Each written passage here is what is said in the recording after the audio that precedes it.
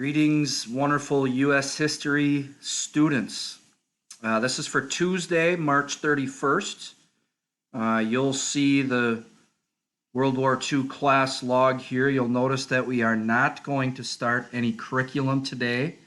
I want to make sure that people are able to get logged in and do the first assignment. And that it doesn't have any, it's not related to content.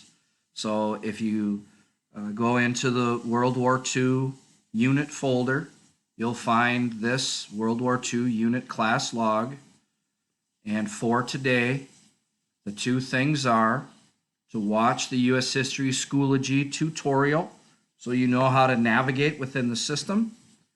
And then the second thing is to complete the March 31st Due Now assignment.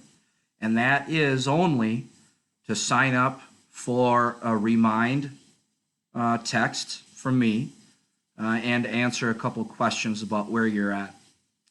You'll also notice that there is some extra credit available. I know there are a lot of you that are highly interested in World War II, so this is an opportunity for you to get a head start. So look at that under assignments. Have a wonderful day.